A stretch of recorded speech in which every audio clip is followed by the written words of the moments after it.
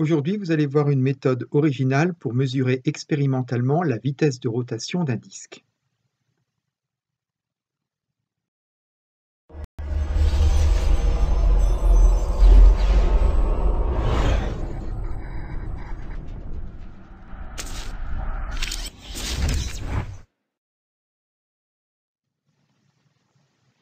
Prenons ce circuit électrique très simple. Il est composé d'un interrupteur et d'une source de tension continue qui délivre 5 volts. Si l'interrupteur est ouvert, UAB vaut 0.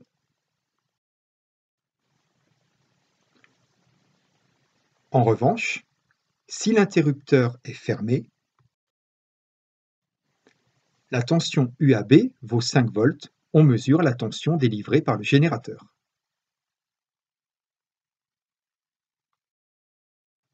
Ce petit dispositif, qui est un tube en verre qui fait juste quelques millimètres de long, à l'intérieur il y a un gaz inerte et 2 lames d'alliage, est un interrupteur magnétique. Ici, en position de repos, il se comporte comme un interrupteur ouvert. Mais dès qu'on approche un aimant, les 2 lames se touchent et l'interrupteur est fermé. Si on retire l'aimant, l'interrupteur s'ouvre à nouveau. Si on approche l'aimant, l'interrupteur se ferme. C'est un petit dispositif qui est très fiable et qui peut fonctionner des milliers de fois. Dans le circuit présenté précédemment, nous allons remplacer l'interrupteur classique par un interrupteur magnétique.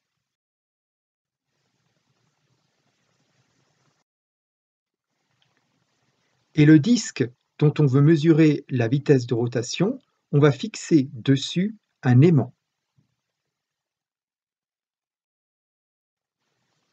La tension UAB dans le circuit sera relevée par un ordinateur et une interface d'acquisition qui est capable de relever toutes les millisecondes, par exemple, la valeur de cette tension. Je pense que vous avez compris le principe.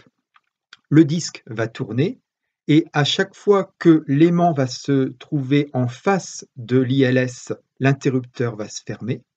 Donc, la tension UAB va valoir 5 volts. Et lorsque l'aimant n'est pas en face de l'ILS, la tension UAB vaut 0 volts.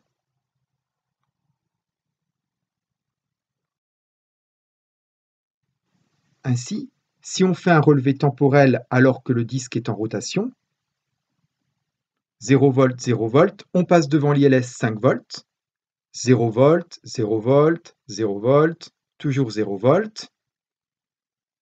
À ce moment-là, 5 volts. Et on voit ici le graphique qui traduit l'évolution de la tension UAB en fonction du temps, et c'est ça que l'écran de l'ordinateur va afficher.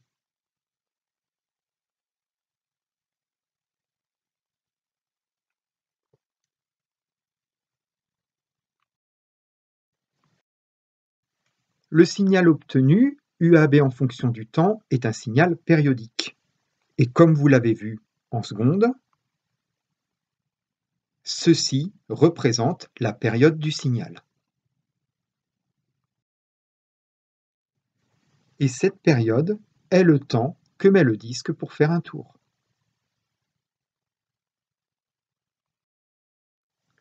Votre mission est donc de concevoir et mettre en œuvre une expérience afin de mesurer expérimentalement la vitesse de rotation du disque qui vous est fourni avec un ILS, un interrupteur à lame souple, et un aimant. Vous devrez en déduire la vitesse de rotation du disque en tours par seconde. Vous devrez convertir cette vitesse en tours par minute. Vous devrez également donner la vitesse angulaire de rotation du disque en radians par seconde. Et enfin, si jamais ce disque était en fait la roue d'un petit vélo qui roulait sur le sol sans glissement, en déduire quelle serait la vitesse de déplacement de ce vélo en mètres par seconde. Et vous convertirez également cette vitesse en kilomètres/heure.